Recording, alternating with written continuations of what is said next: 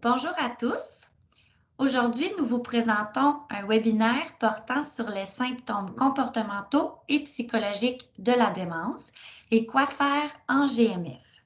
Donc, je suis Sophie Desjardins, infirmière clinicienne pour le plan Alzheimer Région Outaouais. Ainsi que Hélène Lafricain, infirmière territoriale pour le plan Alzheimer Région Outaouais. Pour les objectifs de la présentation aujourd'hui, nous allons d'abord intégrer la gestion des SCPD au suivi interdisciplinaire des troubles cognitifs en première ligne. Nous allons approfondir les connaissances à propos des SCPD, développer des habiletés d'évaluation des SCPD en première ligne. Nous allons déterminer l'approche à prioriser, soit l'approche pharmacologique versus l'approche non pharmacologique. Nous allons développer les habiletés à débuter des interventions en première ligne, comprendre le rôle de chaque intervenant en première ligne dans la gestion des SCPD.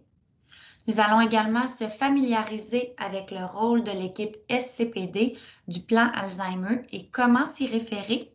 Puis finalement, mettre en application les notions apprises avec des vignettes cliniques. Voici le plan de la présentation.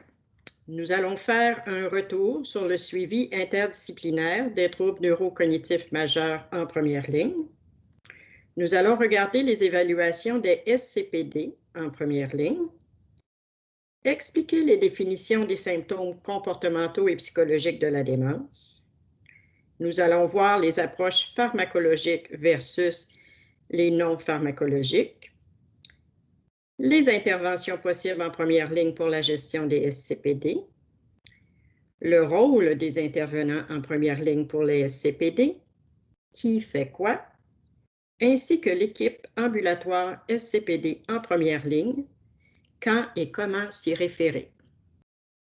Quand pourriez-vous repérer un SCPD en GMF? Donc, en fait, selon le suivi interdisciplinaire proposé par le ministère qu'on connaît pour les troubles neurocognitifs majeurs, les SCPD pourraient être identifiés à tout moment, donc dans chacune des étapes.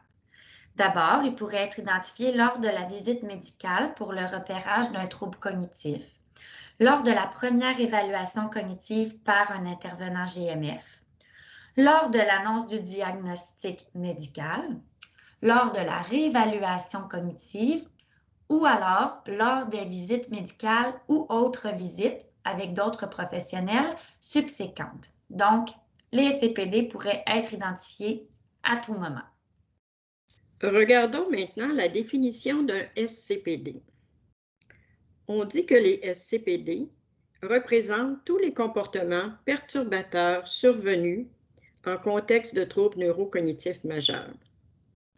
Ces comportements peuvent être dérangeants, peuvent entraîner de la détresse de la part de la personne atteinte, des proches et des intervenants. Ils représentent des troubles au niveau de la perception, du contenu de la pensée, de l'humeur et du comportement. Ce qui est important de se rappeler, c'est que les SCPD représentent bien souvent des besoins non comblés. On dit que 80 à 97% des patients atteints de troubles neurocognitifs présenteront des SCPD au cours de l'évolution de leur maladie. Je vous fais un petit rappel. 6 fonctions cognitives peuvent être atteintes et affectent les comportements. On retrouve l'attention, qui comprend l'attention soutenue et l'attention divisée, les fonctions exécutives, dont la planification, la prise de décision et l'adaptation. Il y a aussi le langage, la visioconstruction, les praxies, les gnosies, ainsi que la mémoire et l'orientation. Les SCPD peuvent être d'ordre soit biologique. À ce moment-là, on parle de la faim, de la soif, de la fatigue, de la douleur, avoir chaud, avoir froid. Il y a aussi les causes psychologiques comme l'incompréhension de la situation, les peurs que ça peut créer, des idées délirantes souvent et l'ennui. On retrouve aussi les causes environnementales comme la surstimulation ou la sous-stimulation. La sous-stimulation, c'est la personne qui n'a aucune activité, qui est assis toute la journée dans son fauteuil et fait rien. Et par contre, la surstimulation, c'est le fait qu'il y a beaucoup de monde, beaucoup de bruit, trop d'éclairage. Et on retrouve les causes qui sont interactionnelles. Ça veut dire l'approche de l'aidant ou de l'intervenant qui n'est non adaptée. On dit aussi que les SCPD peuvent être affectifs, psychotiques ou frontaux, selon l'inventaire neuropsychiatrique NPI de Cummings. Dans les symptômes affectifs, on retrouve la dépression, de l'anxiété, ça pourrait être de l'euphorie, aussi de l'apathie et de l'irritabilité. Il y a aussi les symptômes psychotiques comme les délires et les hallucinations. On pourrait aussi retrouver les troubles au niveau frontaux, comme l'errance, des propos et des mouvements qui sont répétitifs, la désinhibition agressive ou sexuelle, de la gloutonnerie et des comportements d'imitation. C'est important de se rappeler aussi l'importance du repérage de la dépression. En fait, la dépression peut faire partie des SCPD et on sait bien que le risque est accru lorsqu'il y a une atteinte cognitive. On dit que jusqu'à 50% des gens atteints d'un trouble neurocognitif majeur vont développer des épisodes de dépression mineure ou majeure au cours de l'évolution de la maladie et parfois associés avec de l'anxiété. D'où l'importance d'évaluer le risque de dépression lors de vos évaluations cognitives et lors des suivis subséquents. Également, il est important de démêler les symptômes psychotiques. En fait, les symptômes psychotiques se divisent en deux grandes classes. Nous avons d'abord les délires. Les délires, ce sont des convictions fausses et irrationnelles à laquelle le sujet adhère de manière inébranlable. Il est donc convaincu de sa conviction. Les plus fréquents sont les troubles paranoïdes, par exemple la conviction de se faire voler, que quelqu'un veut du mal à la personne, que quelqu'un essaie de rentrer dans leur maison. Et alors, il y a aussi les troubles d'identification. Par exemple, on pourrait penser qu'une autre femme se fait passer pour notre femme, ou alors que nous habitons dans une maison qui n'est pas vraiment notre maison, mais qui ressemble à notre maison. Donc, la confusion par rapport à la réalité. L'autre classe des symptômes psychotiques est liée aux hallucinations, qui sont en fait des fausses perceptions non associées à un stimulus externe réel. Par exemple, le fait d'entendre des voix ou de voir des personnes qui ne sont pas là physiquement sans que quelque chose ressemble à ces personnes-là. C'est donc une conviction, mais ce n'est pas la réalité.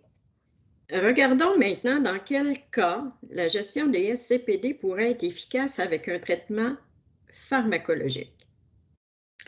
Donc, on dit que les SCPD sont d'intensité modérée à sévère. Lorsqu'il y a un risque aussi pour la sécurité du client et d'autrui, lorsqu'il y a plus de bénéfices au traitement que de risques, et dans les cas d'SCPD tels que l'agitation, l'agressivité sévère, les psychoses, l'anxiété, les dépressions et les troubles du sommeil. Par contre, le traitement pharmacologique n'est pas efficace dans certaines situations. Alors, le traitement n'est pas efficace lorsqu'on parle de résistance aux soins d'hygiène.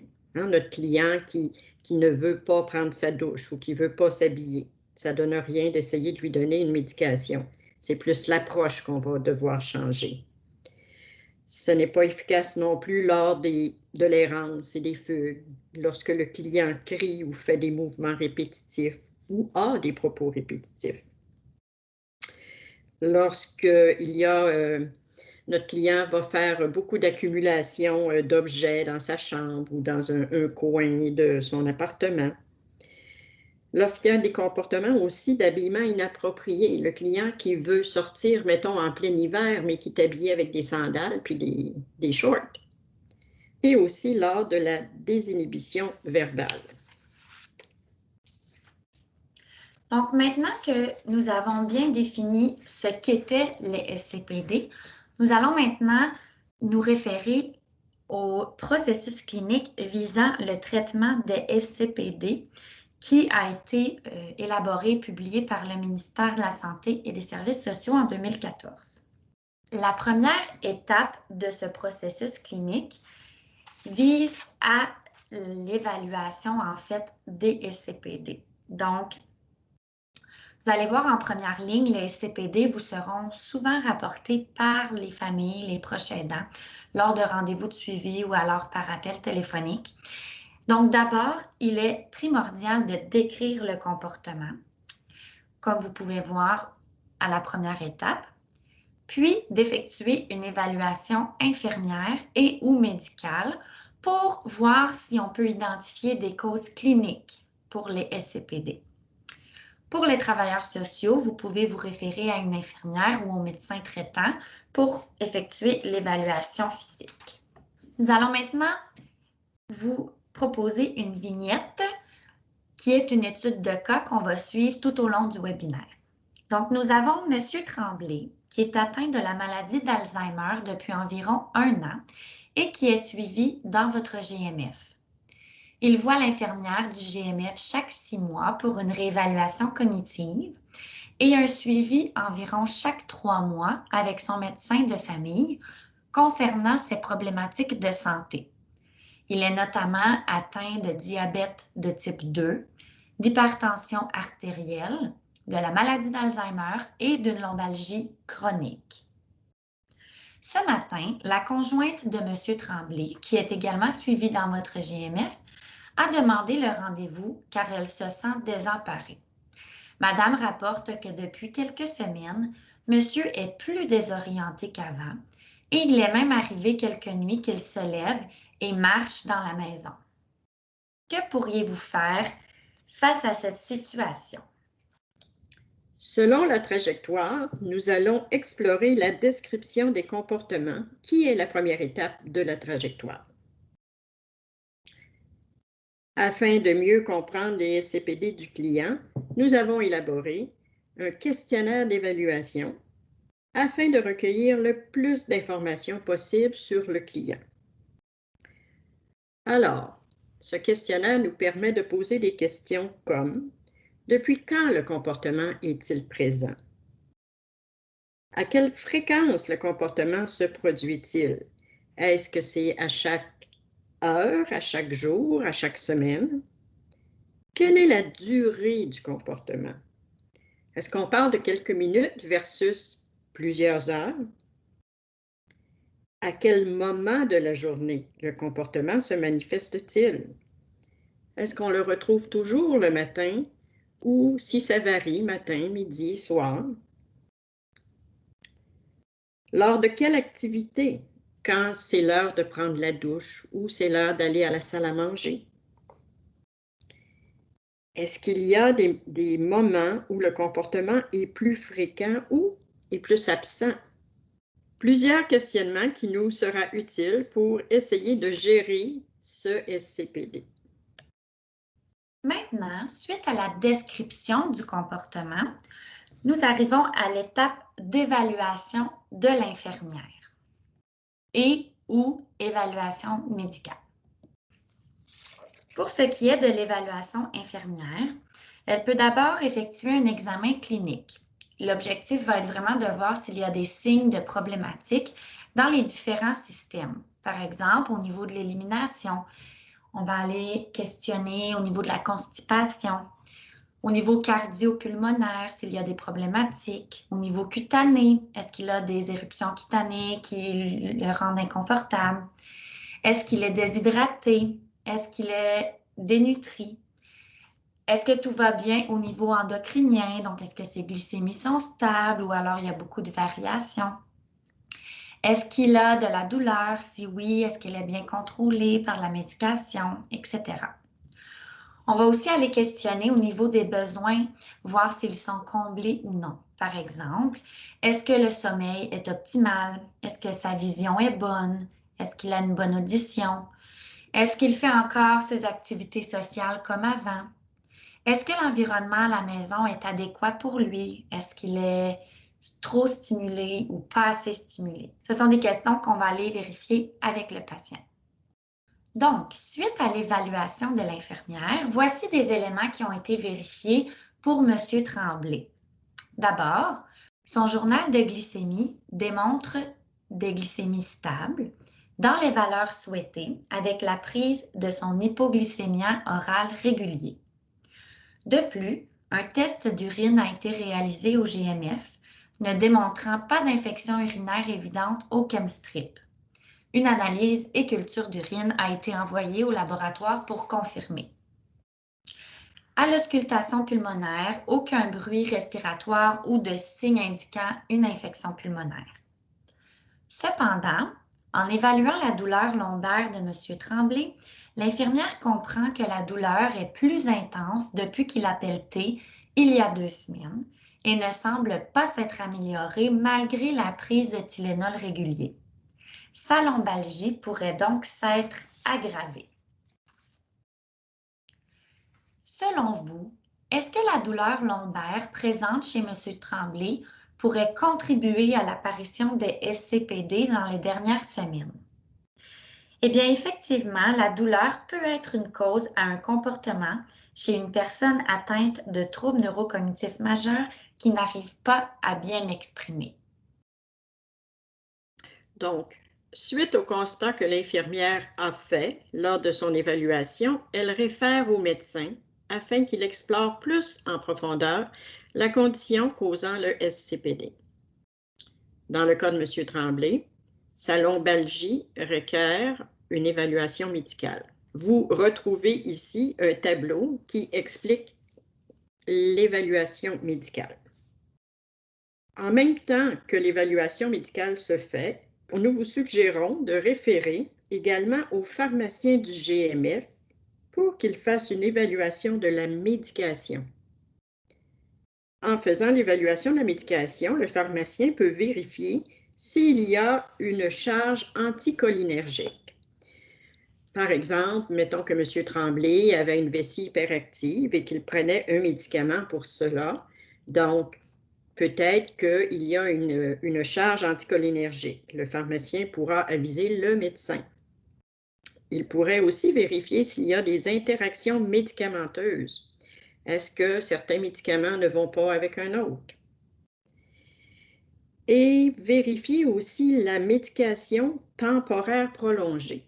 Par exemple, pour une raison quelconque, M. Tremblay aurait eu des périodes d'agressivité et le médecin lui aurait prescrit de l'Ativan pour une courte période, mais la médication a toujours continué par la suite. Et il y a aussi la médication qui est dédoublée. Donc, en admettant que votre client se présente à l'hôpital, il reste à l'hôpital, certains médicaments ont été prescrits, il revient à la maison et il continue avec les médicaments de la maison, mais personne ne se rend compte que les prescriptions sont dédoublées. Dans le cas de M. Tremblay, le pharmacien pourrait également vérifier si le traitement de la douleur est optimal pour lui et faire des recommandations au médecin. Une fois l'évaluation du comportement terminée, donc la première étape du processus, vous avez fait l'identification du comportement, la description des comportements et l'évaluation infirmière, médecin, révision avec le pharmacien a été faite. Nous allons donc nous diriger vers la deuxième partie de la trajectoire, soit l'arbre décisionnel en présence de SCPD, dont la première étape est de valider si l'approche de base est adaptée. Qu'entend-on par une approche de base adaptée?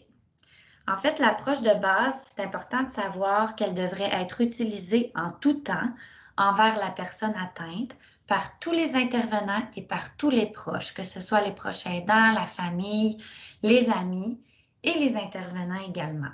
Et ce, en tout temps, afin de diminuer les SCPD. Donc, en fait, dans l'approche de base, nous avons des principes de communication. Par exemple, il faut s'assurer de respecter en tout temps la dignité de la personne, d'assurer une communication respectueuse, notamment en maintenant un bon contact visuel, d'adapter notre hauteur avec la personne à laquelle on parle, de parler lentement, de donner des consignes simples et un vocabulaire simple, de ne pas confronter la personne, d'éviter le non, donc ne pas la confronter sur ce qu'elle vit ou ce qu'elle ressent ou ce dont elle vous fait part, de privilégier d'autres techniques que nous allons voir plus tard, comme exemple la diversion, d'éviter en tout temps de tester la mémoire de la personne atteinte. On essaie d'éviter des phrases comme « tu te souviens pas, je te l'ai déjà dit, je te l'ai déjà répété plusieurs fois ». Donc, la personne, elle oublie, elle a des difficultés avec le cognitif, donc c'est normal d'oublier et ça fait juste apporter un sentiment de stress d'aller tester la mémoire. On essaie d'encourager la personne atteinte en tout temps, d'éviter les demandes complexes, d'expliquer aussi les événements ou les sensations à venir. Donc, on essaie d'éviter de les surprendre, de leur dire que, par exemple, ils ont un rendez-vous chez le médecin qui s'en vient, même si on doit répéter plusieurs fois. Et de favoriser une écoute active, même si les propos peuvent paraître parfois désorganisés. C'est important qu'ils sentent qu'on les écoute. Évidemment, ça peut paraître assez banal et évident pour nous, mais une approche de base qui est pas bien adaptée peut augmenter la fréquence ou l'intensité des comportements chez les personnes atteintes. Également, la confrontation est parfois un réflexe que soit les intervenants ou alors les familles ou les proches vont avoir parce qu'ils veulent bien faire, ils veulent recadrer la personne et la ramener un peu dans la réalité. Le fait de confronter quelqu'un qui a des atteintes cognitives va uniquement lui causer plus de stress. Donc, on essaie plutôt d'éviter de confronter, mais d'utiliser d'autres techniques comme de valider comment ils se sentent et d'utiliser, par exemple, la diversion pour les amener à penser à autre chose. Nous allons maintenant visionner une vidéo qui vous décrit une situation et vous montre une approche de base qui est adaptée. Par la suite, vous aurez une autre vidéo où Dr Marie-André Bruno vous parle de l'approche de base. J'ai faim. Sais-tu, on va s'arrêter ici, se manger une petite bouchée. Ouais. Moi aussi, je ne serais pas capable d'attendre jusqu'à la maison. Viens t'asseoir. Écoute, ça fait presque 2 heures qu'on magasine, hein? Oui. Bon, attends-moi ici, là, je vais nous chercher une petite bouchée, OK? Non. Tu veux pas m'attendre, hein? J'ai faim. Oui, mais il me semble que tu vas être fatiguée, là. Tu sais, habille, déshabille, là, c'est de l'ouvrage, magasiner un costume de bain, hein? J'ai faim, bon. Ben oui, je comprends, là, il est presque midi, mais regarde, assis-toi ici, tu m'attends, je vais nous chercher quelque chose. Regarde, tu vas surveiller notre sac en attendant, hein? Ah, moi, j'ai faim, là. Bon, OK, on va y aller ensemble. Oh, 2 heures de magasinage. Non, ça, c'est trop long pour Maman? elle.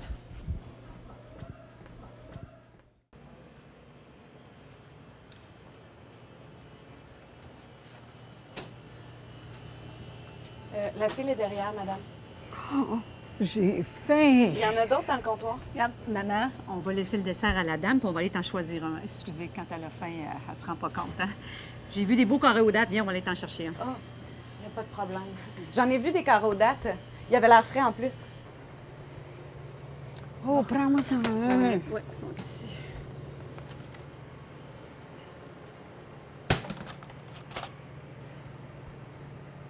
Oh. T'as faim pour une salade? Attends, maman, je vais te servir. Tiens, donne-moi ta fourchette.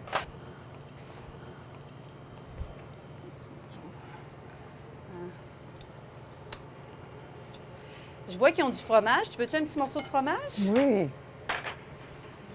ça va être bon.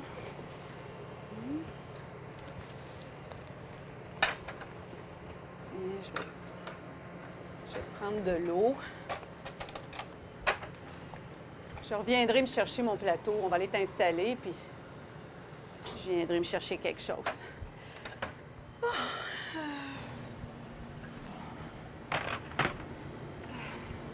Allez-y, madame. Je n'ai pas encore choisi. OK, merci. Bon, maman, qu'est-ce que tu veux? là, Arrête comme- de me regarder comme ça, puis donne-moi à manger. Ben, dites-moi ce que vous voulez, puis je vais vous servir. T'es méchante. Hey, maman! Hey, t'as l'habitude d'être charmante, mais là, je pense que t'as vraiment trop faim, là. On va aller s'installer, tu vas pouvoir commencer ta salade. Je reviens, hein, je m'excuse, là, c'est sa maladie, elle s'en rend pas compte. Prenez votre temps. Oui, oui, je reviens. Je vous sers quoi aujourd'hui?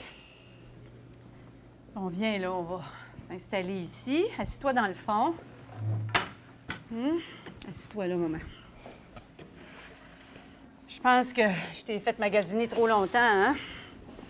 Oui. Mais on vient pas bredouille. Un beau costume de bain. T'as-tu hâte d'aller te baigner chez Denise?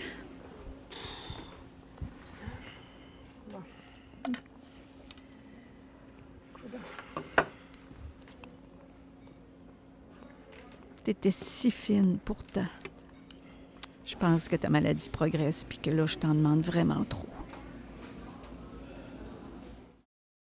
La désinhibition est un comportement qui est lié à la maladie. En fait, ça survient quand le lobe frontal est atteint.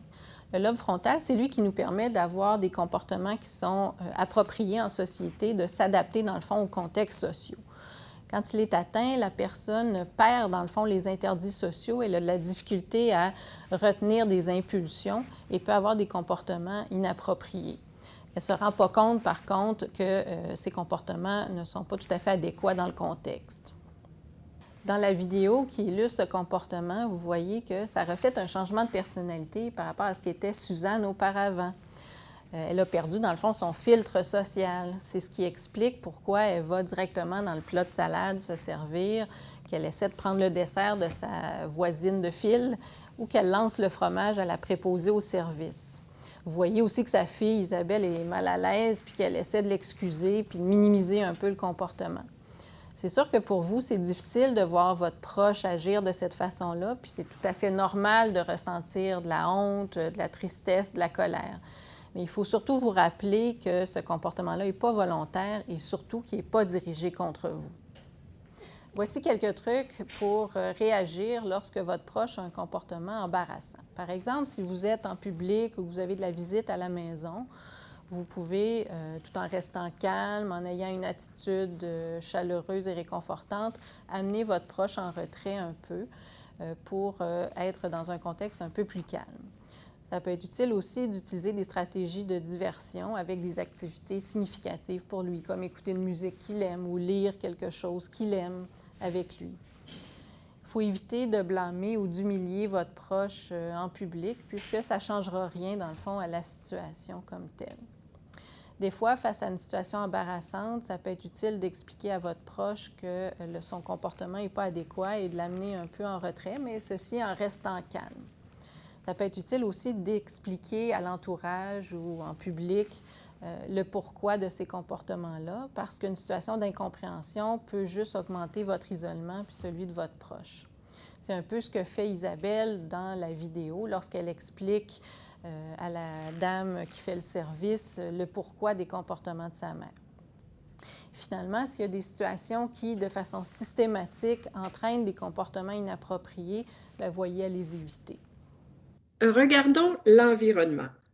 Il est très important d'adapter le niveau de stimulation de la personne qui est atteinte. On doit éviter la surstimulation. Ça veut dire trop de bruit, trop de stimuli qui pourraient perturber la personne atteinte. Ça peut désorganiser sa routine et créer de l'anxiété ou des comportements qui sont perturbateurs. D'un autre côté, il faut aussi éviter la sous-stimulation et on dit que 50% des personnes atteintes d'Alzheimer affirment s'ennuyer. Souvent, ils sont assis dans un fauteuil toute la journée et n'ont rien à faire. Si on regarde la situation de M. Tremblay, l'environnement a pu créer une surstimulation, ce qui a perturbé la routine de M. Tremblay et ça fait que son anxiété a été augmentée ainsi que de la fatigue. Donc, le tout a créé un comportement qui s'est traduit par de l'agressivité et de l'agitation, et ça, sans que M. Tremblay le réalise. Maintenant, nous allons parler de l'histoire biographique. L'histoire biographique est nécessaire à faire parce que ça nous permet de connaître la personne comme elle était avant la maladie. Qu'est-ce qu'elle aimait, la personne? C'était quoi sa personnalité? Ses réactions, ses intérêts? Ça nous aide à mieux comprendre les réactions comportementales et à pouvoir intervenir de façon plus appropriée selon ce que la personne était avant. Ça nous permet aussi d'améliorer le lien thérapeutique et le lien de confiance entre le patient, la famille et les intervenants. Cela nous aide aussi à développer une approche non pharmacologique personnalisée par les intervenants pour les proches aidants. Et cela nous permet d'avoir des données sur l'histoire de vie de la personne que souvent, même la famille ne connaît pas pour des raisons différentes, comme les enfants ont vieilli, sont partis à l'extérieur et ne savent plus exactement quels étaient les intérêts de leur personne, de leur père ou mère en vieillissant. Vous retrouvez ici un questionnaire qui nous permet de mieux connaître ce qui était notre client. Par exemple, nous allons poser beaucoup de questions au niveau de la famille, comme est-ce que le monsieur est marié? Est-ce qu'il est célibataire? Est-ce qu'il aime qu'on l'appelle par son petit nom, par son prénom ou par un prénom plus spécial? Ou il aime mieux qu'on lui dise monsieur? Combien il y a d'enfants, de petits-enfants? Est-ce qu'il était près de ses enfants? Quel genre de relation il entretient avec sa famille? Est-ce qu'il y a des conflits familiaux au niveau de la famille? On peut aussi regarder la provenance. Le client vient de la ville ou de la campagne? Quel type de résidence il habite ou quel type de résidence il habitait auparavant, en appartement ou dans une maison? On va aussi explorer le travail. On va regarder dans quel genre de profession le client travaillait. Donc, c'est beaucoup d'informations, beaucoup de questions qui nous permettent de nous donner des pistes de solutions lorsque un SCPD se présente. Maintenant, si on revient à notre arbre décisionnel, donc d'abord, nous avons déjà vérifié si l'approche était appropriée. Dans le cas où elle est appropriée, nous arrivons à la deuxième étape, qui est de voir si le recadrage est possible. Le recadrage vient à se questionner s'il est pertinent ou non d'intervenir sur le comportement. On vient à se questionner à savoir si le SCPD entraîne un risque pour la personne ou pour autrui. S'il n'y a aucun risque associé ni de détresse psychologique vécue par la famille ou par la personne atteinte, en fait, ça va être de travailler sur la perception des proches face à ce comportement. On va essayer de les faire verbaliser sur le malaise qu'ils peuvent ressentir en cas de SCPD et les rassurer sur la normalité de ces comportements-là dans le processus de la maladie. Donc, la question qu'on doit se poser, c'est pouvons-nous changer notre vision face au comportement? Ça vient vraiment amener les familles à se questionner sur les raisons pour lesquelles on s'attarde au comportement et voir si celui-ci est vraiment dérangeant ou inquiétant. Parfois, il ne l'est pas. Parfois, la personne est confortable avec ce qui se passe et la famille n'est pas inquiète. Et on peut décider d'accepter en fait le comportement et la situation qui parfois peut se résorber par elle-même avec le temps. On revient à notre arbre décisionnel Donc maintenant, on a regardé si le recadrage était possible. S'il n'est pas possible, nous allons maintenant vers l'essai de stratégie d'intervention de base, qu'on appelle les bons réflexes. Donc, il est important de valider si les réflexes du proche aidant sont adéquats avec le client. Voici quelques bons réflexes. On parle de la validation. Donc, la validation, ça veut dire de rejoindre la personne dans sa réalité. Un exemple, si madame vous dit que sa fille est venue aujourd'hui la voir, mais vous savez très bien que sa fille demeure à l'extérieur, vous allez tout simplement confirmer « Ah, c'est bien, votre fille est venue vous voir aujourd'hui. » On parle aussi de diversion. Ça veut dire changer les idées de la personne atteinte quand elle ne veut pas faire quelque chose. Donc, si, mettons, la dame doit aller prendre son bain et elle ne veut vraiment pas aller prendre son bain, bien, on pourra choisir une autre activité et penser au bain un peu plus tard. On parle aussi du toucher affectif. C'est tellement réconfortant quand on peut mettre la main sur le bras du client ou lui tenir la main. Donc, on apporte du réconfort au client. Il y a aussi la méthode discontinue. C'est de remettre à plus tard quand la personne est trop fatiguée pour faire quelque chose qu'elle n'a plus envie. Donc, en admettant que la dame commence à plier du linge et qu'elle est fatiguée et qu'elle pousse le linge partout, elle ne veut plus le faire, on va juste arrêter et l'amener à faire autre chose. On reviendra plier le linge plus tard. Et il y a aussi la gestion du refus. C'est de ne pas insister quand la personne refuse de faire quelque chose. On va juste proposer une autre activité et si on a besoin, on y reviendra un peu plus tard. Maintenant, on va vous présenter 2 vidéos qui démontrent les bons réflexes.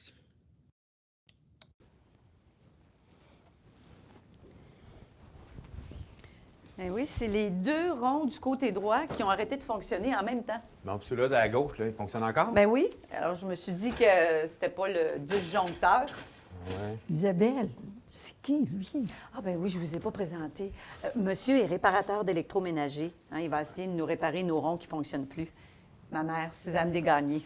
Bonjour. Bon, ben, on va regarder ça. Oui. C'est qui? Oh, j'aurais quand même dû essayer de lui faire comprendre qu'un réparateur s'en venait. Maman, monsieur est réparateur d'électroménager. Monsieur, c'est mon père, là. Vous pouvez m'appeler Gabriel?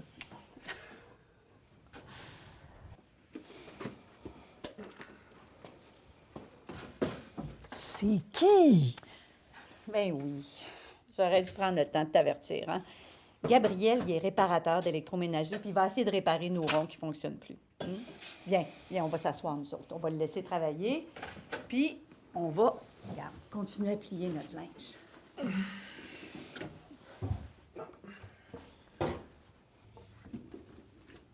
On y va-tu, là? Où est-ce que tu vas aller? À la maison. Mais maman, on est dans notre maison ici. Bon, il faudrait couper le courant. Ah, OK. La boîte électrique est au sol. J'y vais tout de suite. Merci. Non. Maman, attends-moi ici, là, je reviens tout de suite. Je vais juste au sous-sol couper On le y courant. va-tu, là? Mais où ça? Chez nous, à la maison. Oh, qu'elle est inquiète. Je pense que ma mère est un petit peu inquiète parce qu'elle vous connaît pas, hein? Puis des fois, sa mémoire lui joue des petits tours. Mais on y va-tu, là, à la maison? Regarde, ici, on est dans notre maison, puis regarde bien, tu vas t'asseoir. Moi, je m'en vais au sol, puis je reviens tout de suite. Ça sera pas long. Tu voudrais-tu, s'il te plaît... Regarde, assis-toi. J'aimerais ça que tu plies les serviettes pour moi, hein? Comme ça, je pourrais les ranger après. Bon, je vais. Oh, des fouets, là. Savez-vous, si vous me le permettez, là, je vais y aller, moi, couper le courant. Ben oui, c'est juste en dessous des escaliers. Puis, on va vous laisser travailler, on va être juste à côté au salon. Et tu, maman, on va aller se mettre la belle musique. Puis, Oui. moi, ça me tenterait qu'on sorte l'album de photos de mariage. Il me semble que ça fait longtemps qu'on l'a regardé. Tu sais que ma photo préférée, moi, ça a toujours été celle où toi et papa, vous êtes là, juste sur le point de couper le gâteau. Les questions, les propos répétitifs sont un symptôme fréquent de la maladie. Effectivement, il y a des pertes de mémoire, donc la mémoire joue des tours. Ce n'est pas de la faute de votre proche s'il vous demande souvent les mêmes questions. C'est sûr que pour vous, ça peut être difficile et vous pouvez perdre patience et avoir tendance de dire « je l'ai déjà dit 10 fois, pourquoi tu me le demandes encore? » En fait, il ne fait pas exprès. Pour lui, c'est comme si c'était la première fois qu'il posait la question. Quelquefois, ces demandes répétitives sont en lien avec un besoin non répondu. Par exemple, s'il vous demande à répétition à quelle heure est l'heure du dîner, il se peut qu'il ait faim. Alors, de donner une collation peut aider à régler le problème. S'il vous demande à répétition la date ou parle d'un rendez-vous, d'utiliser des calendriers ou des post-it peut être utile pour l'aider à s'orienter dans le temps ou dans l'espace. Des fois, il y a des stimuli dans l'environnement qui vont déclencher des questions répétitives, comme de voir les clés ou le porte-manteau avec le manteau. Ça peut faire en sorte que la personne pense qu'elle doit constamment quitter. Alors, vous pouvez camoufler ou enlever de la vue, en fait, ces éléments-là qui déclenchent des propos répétitifs. Finalement, il se peut aussi que les propos répétitifs signifient un besoin de réconfort. Dans l'exemple du vidéo, vous avez vu que le fait d'avoir introduit un inconnu étranger dans la maison générait beaucoup de questions répétitives et une envie de quitter chez madame. Alors, elle voulait en fait retourner dans sa maison habituelle, celle qu'elle connaît, où il n'y a pas d'étrangers et où elle se sent en sécurité. Vous avez vu que la fille a d'abord réassuré sa mère, puis a fait une stratégie de diversion en l'amenant dans un endroit plus calme et en discutant de souvenirs anciens qui étaient heureux pour elle. Puis par la suite, ils ont écouté une musique qui était significative pour sa mère. Et ça, ces interventions-là ont permis, dans le fond, de diminuer les propos répétitifs et de diminuer l'anxiété qui était associée. Pour résumer l'évaluation en GMF des SCPD, c'est important de se rappeler que chaque SCPD requiert une intervention individuelle et adaptée à chaque cas, mais certains principes généraux demeurent pour l'évaluation. Donc, d'abord, nous avons eu le questionnaire comportemental des SCPD en GMF, soit des questionnements sur la fréquence du comportement, la durée, le lieu, le contexte, etc. La révision de l'histoire biographique, si elle n'avait pas déjà été remplie avant, sinon on la remplit. Donc, c'est de savoir comment était le patient avant, quelles étaient ses habitudes, etc. On vérifie si l'approche de base du proche aidant est adéquate. Donc, quelle est sa réaction lorsque le patient présente un comportement? Qu'est-ce qu'il lui dit? Comment le patient répond? Ensuite, si l'approche de base est bonne, on se questionne si le recadrage est possible, donc le changement de vision face au comportement. Et finalement, on établit avec la famille des interventions à tenter en première ligne. Donc, revenons avec M. Tremblay. Il vous rencontre un peu plus tard pour un suivi d'évaluation cognitive afin de renouveler la médication anticholinergique qu'il prend pour l'Alzheimer. Lors de cette rencontre, la femme de M. Tremblay vous dit que monsieur ne veut plus se laver à tous les jours et que chaque fois qu'elle lui demande de se laver, M. Tremblay se fâche. Il refuse catégoriquement d'embarquer dans le bain. De plus, il veut toujours garder son chandail préféré, même si ça fait quelques jours de suite qu'il le porte et il refuse de l'enlever. Que pourriez-vous faire pour amorcer une gestion des SCPD en tant qu'intervenant GMF? Donc, vous allez explorer les différentes étapes que nous avons vues précédemment et une fois que c'est fait, voici ce qui en ressort. Monsieur Tremblay était un caporal dans l'armée pendant plusieurs années. Il était donc habitué à prendre les décisions et n'appréciait pas vraiment se faire dire quoi faire. Avec la maladie, les filtres de communication sont moins présents. Et lorsqu'on lui demande de se laver, il n'aime pas du tout cela, car il a probablement l'impression que les autres décident pour lui. Ça, c'est une information que vous aurez obtenue dans l'histoire biographique. De plus, la femme de M. Tremblay a tendance à réagir lorsqu'il refuse le bain. Elle ne comprend pas qu'il ne veuille pas se laver, lui qui était toujours très propre sur sa personne. Elle a tendance à se fâcher et à lever le ton car elle ne comprend pas son refus. Ça, c'est une information que vous aurez obtenue dans l'approche qui va avoir été questionnée. De plus, M. Tremblay ne fait plus beaucoup d'activité physique étant donné la douleur chronique lombaire dont il souffre. Ainsi, il ne dépense pas beaucoup d'énergie. Et finalement, M. Tremblay a toujours pris une douche et ce très tôt le matin. Or, depuis quelque temps, il dort plus tard et sa routine habituelle est changée, ce qui pourrait causer une résistance aux soins d'hygiène, étant donné que ses repères temporels ont changé. Quelles pourraient être les interventions possibles pour un enseignement à la famille pour la gestion des comportements? Bien d'abord, selon les informations que nous avons, on pourrait essayer de donner le choix à M. Tremblay. Étant donné qu'il était habitué de prendre les décisions, ce serait d'essayer de lui proposer 2 choix de vêtements lors de l'habillage, par exemple, ou alors de lui proposer de prendre la douche avant ou après le déjeuner. Dans tous les cas, monsieur finira sans doute par se changer ou prendre sa douche, mais il aura l'impression que c'est lui qui a pris la décision. On pourrait également favoriser une approche plus compréhensive et calme. Donc, s'il refuse de se laver ou de se changer, on essaie de comprendre, on essaie de rester calme et on essaie de réessayer plus tard. Également, on pourrait essayer d'adapter les soins d'hygiène. Étant donné qu'il fait beaucoup moins d'activité physique qu'avant, il faut se questionner si la douche quotidienne est encore nécessaire. Peut-être qu'on pourrait essayer de donner une douche aux 2 jours, par exemple. Et finalement, ce serait d'essayer de respecter la routine de M. Tremblay. Donc, même s'il ne se lève plus aussitôt, il a toujours eu l'habitude de se laver le matin. Donc, on essaie de préserver cette routine-là en tout temps et de lui assurer ses repères temporels. Il est très important de garder en tête que les proches aidants sont aussi importants que le client. On doit évaluer leur état d'épuisement lors des visites avec le client ou simplement par un appel téléphonique. Voici quelques sujets que vous pourriez aborder avec eux. On pourrait parler de l'importance de s'accorder du temps pour eux-mêmes. Ne serait-ce que d'aller prendre une marche à tous les jours, de se céduler une sortie avec des amis ou un souper au restaurant 1 fois par semaine, ou simplement d'être capable de se retirer dans un coin tranquille de la maison pour respirer, faire de la lecture, méditer ou simplement dormir. On devrait aussi être capable de parler de l'importance de se fixer des limites. Être capable de dire non quand la situation dépasse leurs capacités. Par exemple, accepter que la personne vienne vivre dans leur maison et que le proche aidant a déjà 3 enfants en bas âge et qu'il travaille à l'extérieur.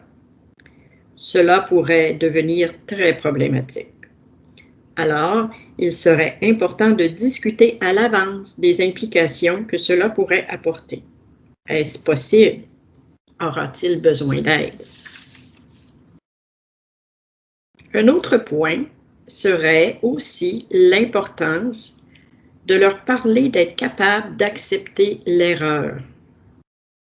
Ils n'ont pas eu de formation pour devenir des proches aidants. L'apprentissage se fait de manière graduelle et continue avec le temps. Et finalement, et le plus important, est de ne pas attendre de se sentir épuisé avant de demander de l'aide et surtout de ne pas se sentir coupable. Donc, toujours se rappeler que l'aidant est aussi important que le client et qu'il est très, très important de travailler ensemble, en équipe. Donc, maintenant, nous allons regarder quand pouvez-vous référer à l'équipe SCPD ambulatoire en 2e ligne.